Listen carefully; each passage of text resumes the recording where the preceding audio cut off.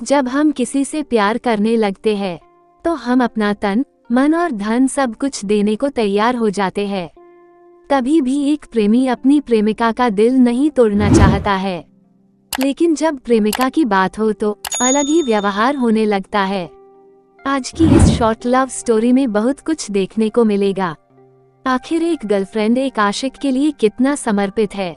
ये short love story Mahesh और राधिका की है। दोनों एक दूसरे से वर्षों से प्यार तो करते थे, लेकिन इजहार नहीं कर पा रहे थे। एक दिन महेश के घर में बर्थडे पार्टी थी, तो उसमें राधिका भी शामिल थी। राधिका को देखकर महेश मदहोश होता जा रहा था। वो सोच ही रहा था, आखिर राधिका को अपने प्यार के बारे में कैसे बताऊं। उतने में राधिका ने उससे उसके घर छोड़ने के लिए कही, तो महेश बहुत ही प्रफुल्लित मन से तैयार हो गया और रास्ते में अपने दिल की बात बताया। तो राधिका बोली, नहीं महेश, मैं आपको भाई मानती हूँ, उम्र में भी छोटी हूँ। तो महेश गाड़ी रोककर राधिका का पैर पकड़ लिया। महेश ने कहा, बस मुझे आपके कदमों में रहना है। आखिर में राधिका मान गई और कॉल और व्हाट्सएप पर बात न करने का सलाह दिया। महेश भी उसकी हर बात को बिना किसी हिचक के एक्सेप्ट किया। इतने में उसका घर आ गया। महेश ने उसे उसके घर पर छोड़ दिया।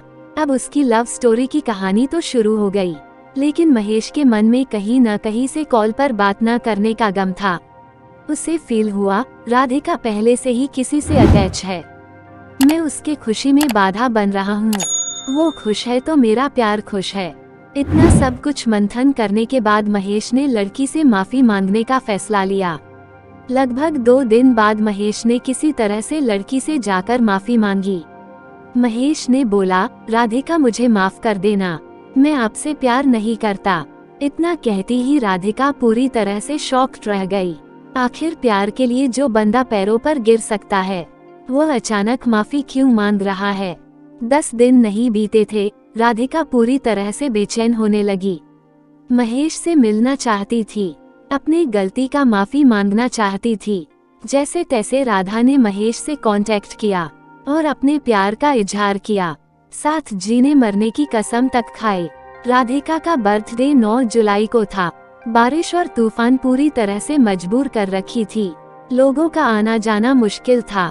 इसके बावजूद महेश ने बर्थडे सेलिब्रेशन के लिए मार्केट जाकर उसके लिए गिफ्ट लिया। उसी रात में मिलने की प्लानिंग भी था।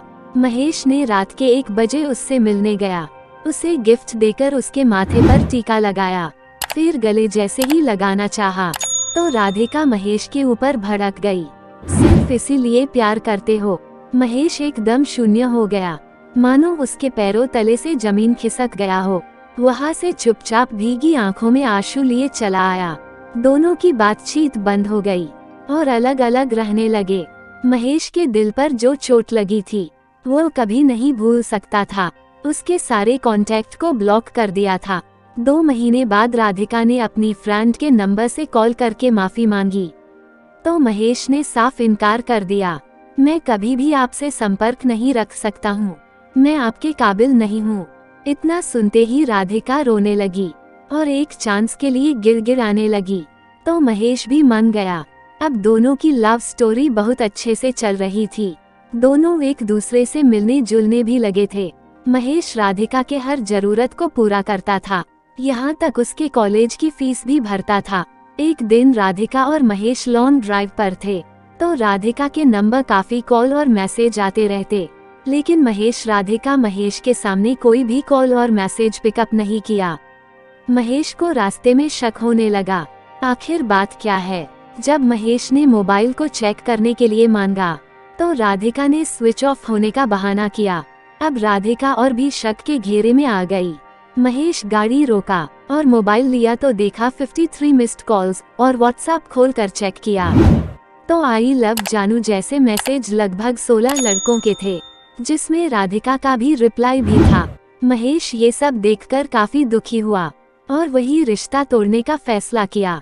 लड़की को वही छोड़कर वो घर चला आया।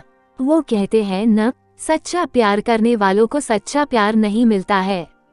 जैसे कि आपने राधिका और महेश की short love story in Hindi को देखा, आपका कैसा लगा दोस्तों के साथ जरूर शेयर करें।